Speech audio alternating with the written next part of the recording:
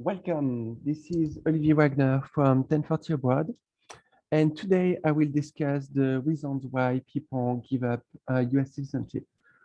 Since Roe versus Wade has been overturned, there's been quite a bit of talk from people who want to renounce US citizenship.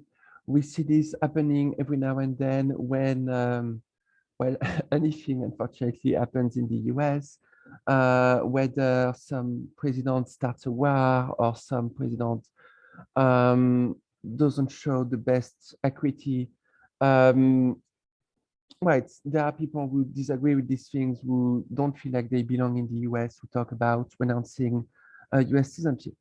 As a professional who has assisted people with giving up their US citizenship for the past 10 years, I wanted to clarify the reasons why people actually do give up US citizenship. Right, so 1 in 4 American expats plan on giving up their US citizenship either seriously or actively. And there are about 9 million US citizens living overseas, according to the Department of State. So, right, as I mentioned, there's always people when these things happen who want to move to Canada, who want to renounce their citizenship. When these controversial actions are taken by the US government, we see a spike in Google searches and other interest on these topics. People love Canada. They always search for Canada when it's a great place, but there are other places in the world too.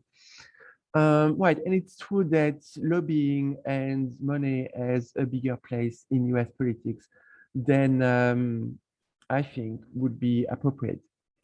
Right. It gets a lot of traction, but typically people are still in the US. People in the US are the ones who will have a difficulty getting an abortion in this case, and therefore don't feel associated with these policies. US citizens overseas are less impacted because they can still get abortions based on the policies of their country of residence. But that's the thing, people overseas are more likely to have a second citizenship. They can go to a consulate and they can live their lives without ever returning to the US. Whereas the main benefit of living in the US is the ability to live and work in the US, which is something that people in the US actually do need, the ability to live and work, because that's where their roots are. Exactly, weak ties with the US, people in the US are in a worse position to renounce their citizenship. The reasons why people actually do give up US citizenship, reason number one is the tax compliance cost. And that probably comes at a shock to most people because it's not the amount of tax owing that usually deters people from remaining US citizens. It's the cost that they have to pay their advisors, pay their tax preparer, the restrictions that they have on how they invest their money, conduct their lives, their financial lives. Form 3520 if you have a foreign trust, Form 5471 for controlled foreign corporations. With that comes subpart F income rules, guilty income rules. So this would be income that would be taxed to you personally, even if the money stays inside the corporation. I won't go more in details. There's plenty of material on this website if you're interested. Likewise, PFIC Form 8621 is a punitive tax regime, and it comes with the cost of filing the form and the restrictions of some investments that are no longer available to US citizens. Reason number two is the actual amount of tax owing. The sale of a principal residence is tax-free in many countries, be it the UK, be it Norway, be it Canada. Was the US only provides an exemption on the first $250,000 of capital gains. What that means is these people would face actual tax owing when selling their principal residence if they were a US citizen when that occurs. And that can be the trigger for them to give up their US citizenship prior to selling that real estate. Likewise, I have people in Hong Kong, people in Singapore, among other countries that have a lower tax rate than the US.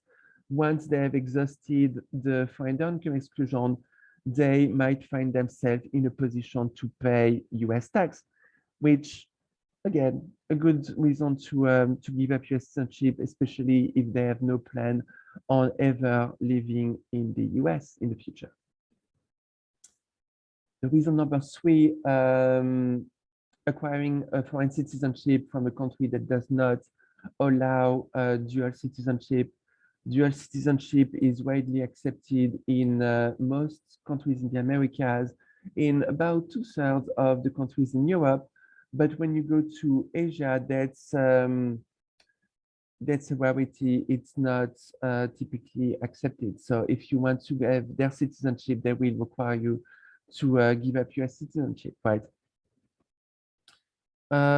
Right, so people who have ties in that country, residing there, married a foreigner, would have the opportunity of acquiring a foreign citizenship.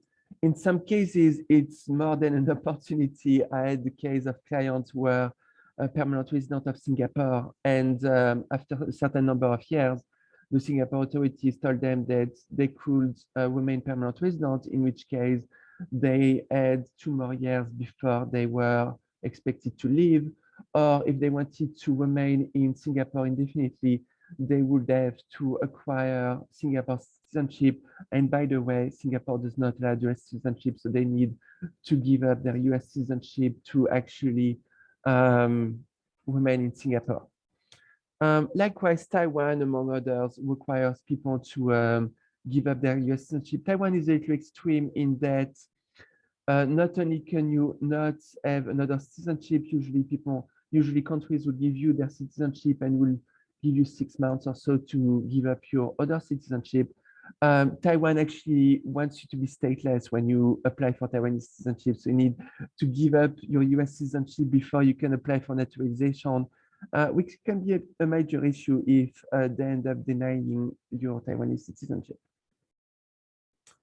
And reason number 4, with FATCA, the obligation of banks to report their US citizen clients, some banks have found that it's easier to simply not have US citizen clients, which means that the opportunity to invest and have access to financial products would be weakened. Every now and then I have clients who tell me they're being unable to access a given investment products in their home country because they are US citizens, or they had to accept a mortgage from another financial institution with worse conditions because the prime mortgage was not available to US citizens.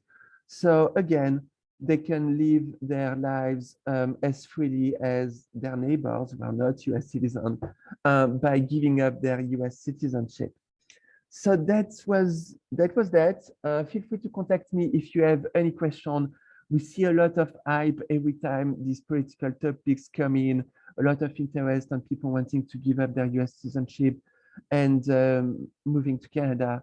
The reality is that those who already live overseas, those who already have a second citizenship, are in a much better position to give up their US citizenship for the best or for the worst.